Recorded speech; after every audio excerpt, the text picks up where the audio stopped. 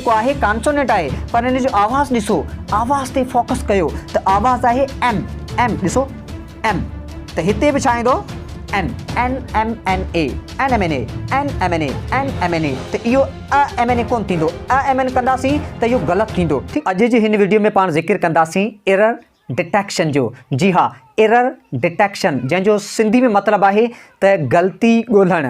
यानी एग्ज़ाम में तव्हांखे को जुमिलो ॾिनो वेंदो, उन में ग़लती कहिड़ी हूंदी इहो तव्हांखे चयो वेंदो त हिन जुमिले में ग़लती कहिड़ी आहे। जुमिले जे वर्ब में ग़लती आहे, आर्टिकल में ग़लती आहे, या क्वेश्चन टैग में ग़लती आहे, या प्रेपोजिशन में ग़लती आहे। त दोस्तों अहिड़ी हवाले सां अॼु जे हिन एरर डिटेक्शन वारे वीडियो में पाण सिखण वारा आहियूं आर्टिकल। जी हाँ, आर्टिकल। दोस्तों अॼु जो असांजो टॉपिक आहे यूज़ेस ऑफ आर्टिकल।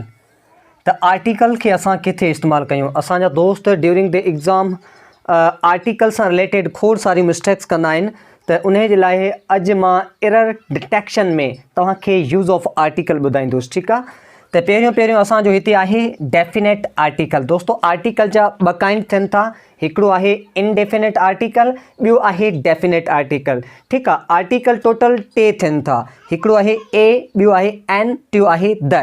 ठीकु आहे, द जेको इन में आहे उन खे चइबो आहे डेफिनेट आर्टिकल, ऐं जॾहिं त ए एंड एन इहे ॿई छा आहिनि? इनडेफिनेट आर्टिकल आहिनि। त पहिरीं पाण पढ़ूं था त डेफिनेट आर्टिकल कहिड़ा आहिनि। तो दोस्तों डेफिनेट आर्टिकल के हवाले से कुछ पॉइंट्स लिखल हैं, तव्हां इन जो स्क्रीनशॉट वठी सको था। दोस्तों डेफिनेट आर्टिकल के हवाले से मां तव्हांखे बिल्कुल डिटेल और गहराई में तव्हांखे इन जा रूल्स ॿुधाईंदुसि। त पहिरियों ॾिसो, शोज़ द कंप्लीट क्लास, मतलब त द जेको आहे उहो पूरे कंप्लीट क्लास के ॾेखारे थो। मिसाल तौर असां चऊं द काउ। ठीक है, काओ हिकिड़ो कॉमन नाउन है, पर जैसे असां काओ की गाल कंदासीं, मतलब दुनिया जो जेके भी ठगियूं आहिनि उन जे बारे में पाण लिखूं पिया, उन जे बारे में जेकॾहिं ज़िक्र कयूं पिया त हुते थींदो द काओ। ठीक है, असां पैराग्राफ लिखूं था, हुते छा था कयूं असां? The cow. अहिड़े हवाले सां द कंप्यूटर, माना दुनिया जा जेके भी कंप्यूटर आहिनि उन जे बारे में जेकॾहिं असां एसे या असां को पैराग्राफ लिखूं पिया त थींदो द कंप्यूटर, द टीचर। अहिड़े हवाले सां उन खां पोइ दोस्तों ॿियो नंबर ते आहे त पहिरीं नंबर पॉइंट, ॿी नंबर पॉइंट है तो ऑलरेडी मैंशनड, यानी अड़ो नाउन जंहिंजो पाण अॻु में ज़िक्र करे चुका आहियूं, या जंहिंजे बारे में पाण खे अॻु में ही ख़बर आहे त हुन जे बारे में भी ईअं ई थींदो आहे, या असां इन खे ईअं चऊं त इहो छा कंदो आहे? टू मेक प्रॉपर, यानी कंहिं बि नाउन खे इहो प्रॉपर कंदो आहे। ठीक है, मिसाल तौर हिते लिखियल है कॉल द बॉय। दोस्तों हिते ॾिसो, बॉय जेको आहे कॉमन नाउन आहे, पर हीअ चए थो कॉल द बॉय, यानी उन्हें ॿारु खे सॾु कयो। Who was shouting in the class, जेको क्लास में रड़ियूं करे रहियो। ॾिसो हिते द जेको बॉय जेको आहे हिकिड़ो कॉमन नाउन आहे, पर हिते असां इन खे द जेको आहे इन ॿारु खे प्रॉपर कयो आहे। त मतिलबु त द जेको आहे टू मेक द प्रॉपर, असां हिते भी लिखियो है, हिते भी लिखियो है, त द जेको आहे कंहिं भी कॉमन नाउन खे प्रॉपर कंदो आहे। सही आहे दोस्तों। उन खां पोइ जेका इन जी टी नंबर ते पॉइंट आहे द सुपरलेटिव डिग्री, यानी द जेको आहे उहो छा आहे? हिते असां लिखूं था use superlative degree of adjective, यानी एडजेक्टिव जी जेका सुपरलेटिव डिग्री हूंदी आहे उन सां बि गॾु छा यूज़ थींदो आहे? द। ठीक आहे, सुपरलेटिव डिग्री कहिड़ी हूंदी आहे? पॉजिटिव हूंदो आहे, उन जो कंपेरेटिव हूंदो आहे, ऐं उन जो सुपरलेटिव हूंदो आहे। मिसाल तौर गुड हिकिड़ो पॉजिटिव एडजेक्टिव आहे, ऐं जॾहिं त इन जी कंपेरेटिव डिग्री थींदी बेटर। ठीक है, बेटर, ऐं इन जी सुपरलेटिव डिग्री थींदी बेस्ट। दोस्तों हिते मां तव्हांखे हिकिड़ो बहितरीन रूल ॿुधायां, जंहिं रूल में असांजा दोस्त अक्सर करे ग़लतियूं कंदा आहिनि। उहो रूल इहो आहे त एडजेक्टिव जी पॉजिटिव डिग्री, जी हाँ, एडजेक्टिव जी पॉजिटिव डिग्री कंहिं बि हिकिड़े नाउन खे डिस्क्राइब करे थी। मिसाल तौर अली इज़ गुड बॉय, हिते ॾिसो अली इज़ गुड बॉय, ईअं कोन था अची सघूं अली इज़ बेटर। ठीक आहे, बेटर। हाणे दोस्तों बेटर यानी एडजेक्टिव जी जेका कंपेरेटिव डिग्री वो किथे इस्तेमाल थींदी? त दोस्तों एडजेक्टिव जी कंपेरेटिव डिग्री सिर्फ़ ॿिनि नाउन जे, दोस्तों एडजेक्टिव जी कंपेरेटिव डिग्री असां जॾहिं इस्तेमाल कंदासीं जॾहिं असां किन बि ॿिनि नाउन खे पाण में कंपेयर कयूं, यानी जुमिले में ॿ नाउन आहिनि त हुते कंपेरेटिव डिग्री यूज़ थींदी, जुमिले में हिकिड़ो नाउन आहे त हुते पॉजिटिव डिग्री यूज़ थींदी, जुमिले में मोर देन टू यानी ॿिनि खां वधीक नाउन अची विया त हुते सुपरलेटिव डिग्री यूज़ थींदी। दोस्तों ये रूल इंतहाई बहितरीन आहे। इन रूल में असांजा दोस्त अक्सर करे ग़लतियूं कंदा आहिनि। मां तव्हांखे वरी वंस अगेन ॿुधायां पियो त एडजेक्टिव जी पॉजिटिव डिग्री हिकिड़े माण्हू जे लाइ, एडजेक्टिव जी सुपरलेटिव डिग्री, एडजेक्टिव जी कंपेरेटिव डिग्री ॿिनि नाउन जे लाइ एडजेक्टिव जी सुपरलेटिव डिग्री जेको मोर देन टू यानी ॿिनि खां वधीक जे लाइ इस्तेमालु थिए थी। त हिते ॾिसो द बेस्ट बॉय, तव्हां दोस्तो ख़ाली बेस्ट कोन था लिखी सघो। मिसाल तौरु कराची इज़ बेस्ट सिटी ईअं कोन था चई सघो, या तव्हां ईअं कोन था चई सघो अली इज़ बेस्ट फ्रेंड। हिते ॻाल्हि थिए पई एडजेक्टिव जी, त ॾिसो हिते तव्हां एडजेक्टिव जी जेका सुपरलेटिव डिग्री आहे इन सां गॾु हमेशह आर्टिकल खे यूज़ कंदो। आर्टिकल खां अलावा जेकॾहिं तव्हां इहा डिग्री यूज़ कई त उहो तव्हांजो जुमिलो ग़लति थी। तव्हां ईअं कोन था चई सघो जेका अली इज़ बेस्ट बॉय, ठीकु आहे, Ali is the best boy. मिसाल तौरु कराची इज़ लार्जेस्ट सिटी, ही जुमिलो ग़लति आहे छाकाणि त हिते लार्जेस्ट लॻो पियो आहे ऐं लार्जेस्ट सां गॾु हमेशह आर्टिकल यूज़ थींदो। तव्हां ईअं खणी चई सघो था Karachi is the largest city of Pakistan, त अहिड़े हवाले सां द लार्जेस्ट थींदो, द बेस्ट थींदो, द लॉन्गेस्ट थींदो, ठीकु आहे। उन खां पोइ दोस्तो आहे चए थो with those countries made of state and island, चए थो उन्हनि मुल्कनि सां गॾु द ईंदो जंहिंजो ग्रुप हुजे।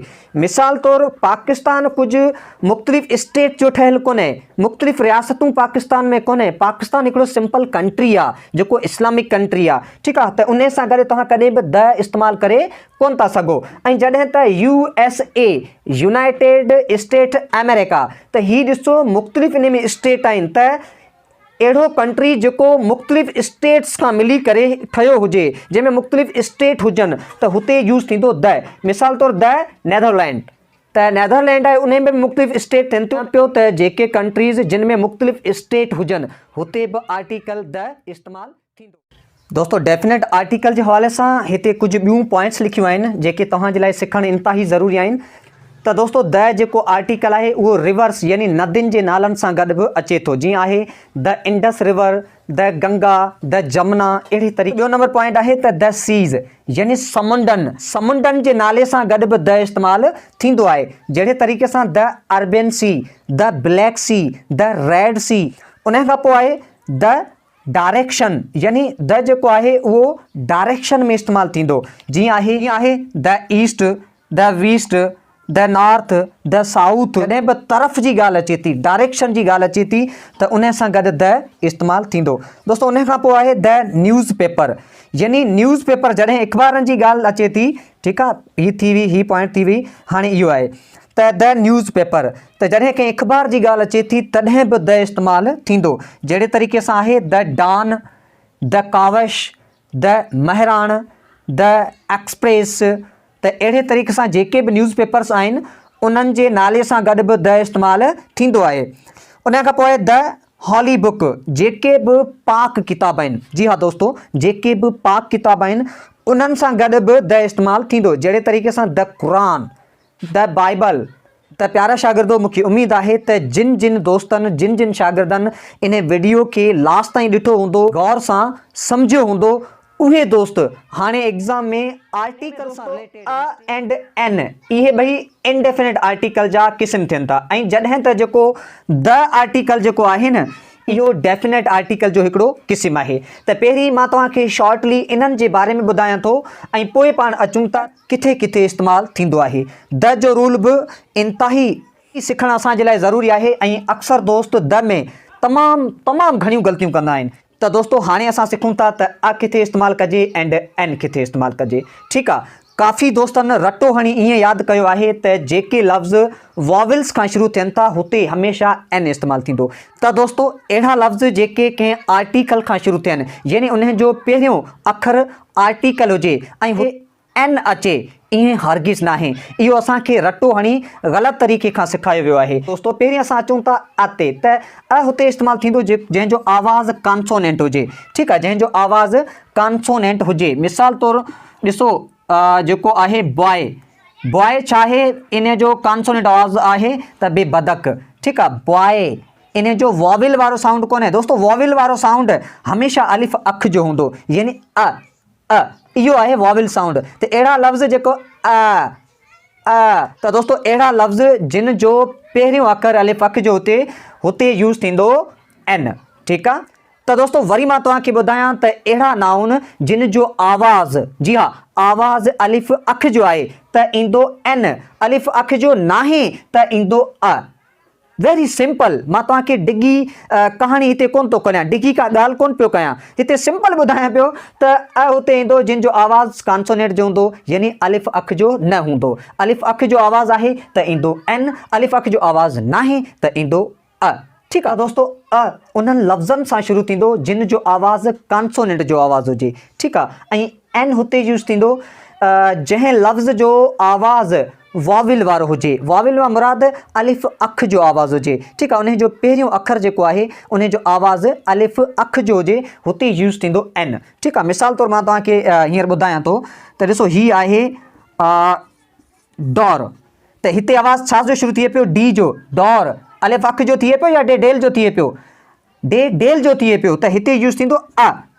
ठीकु आहे, मां तव्हांखे ॿुधायो त अलिफ अख जो आवाज़ शुरू थिए हुते ईंदो एन। जीअं ॾिसो M N A, member of national assembly, त ॾिसो हिन जो आवाज़ ही एम जेको आहे कॉन्सोनेंट आहे, पर हिन जो आवाज़ ॾिसो, आवाज़ ते फोकस कयो त आवाज़ आहे एम। एम ॾिसो एम, त हिते बि छा ईंदो एन, N M N A, N M N A, N M N A, N M N A, त इहो अ एम एन ए कोन थींदो। अ एम एन कंदासीं त इहो ग़लति थींदो। ठीकु आहे, हाणे तव्हांखे फोकस छा ते करिणो आहे, आवाज़ ते फोकस करिणो आहे, त साम्हूं जेको लफ़्ज़ असां आहे त उन जो आवाज़, उन जे पहिरें अखर जो आवाज़ कहिड़ो आहे। ठीकु आहे दोस्तो, जीअं मिसाल तौरु हिते आहे यूनिफॉर्म, छा आहे हिते यूनिफॉर्म, त हिते ॾिसो यूनिफॉर्म। हाणे तव्हां सोचियो पिया त हिते यू अचे पियो ऐं असांखे सेखारियो वियो आहे त अहिड़ा लफ़्ज़ जंहिंजो पहिरियों अखर वाविल हुजे उते एन ईंदो, ईअं हरगिज़ कोन्हे, इहो ग़लति आहे, सौ सिधो ग़लति आहे। त हीउ भले वाविल आहे पर हिन जो आवाज़ छा आहे, इन जो आवाज़ आहे ये यके जो। त दोस्तो इहो बि क्लियर थी वियो त हीउ यू जेको आहे भले वाविल आहे पर इन जो आवाज़ जेको आहे उहो कॉन्सोनेंट वारो आहे। ॾिसो अलिफ अख जो कोन्हे, ये यके जो आहे, त हिते बि छा ईंदो a uniform, a uniform. An uniform कंदासीं त सम्झो पाणी था, सही आहे। अम्ब्रेला, ठीकु आहे दोस्तो, अम्ब्रेला, त अम्ब्रेला, अम्ब्रेला छा, हिन जो आवाज़ छा आहे पहिरियों एन, अम्ब्रेला। ठीकु आहे, हिते बि छा ईंदो एन। दोस्तो हिते इंपॉर्टेंट पॉइंट आहे, हीउ साॻियो यू आहे ऐं हीउ बि साॻियो यू आहे, पर हिते यू में अ आयो आहे ऐं हिन यू में एन आयो आहे। ॾिसो हिते यूनिफॉर्म आहे, यूनिफॉर्म ये वापिस यू, त ये यके जो आवाज़ अलिफ अख जो कोन्हे, अलिफ अख जो आहे ई कोन आवाज़ दो अ, ऐं जॾहिं त अलिफ अख जो आवाज़ ईंदो हुते ईंदो एन। त हिते ॾिसो हीअ आहे अम्ब्रेला, अलिफ अम्ब्रेला।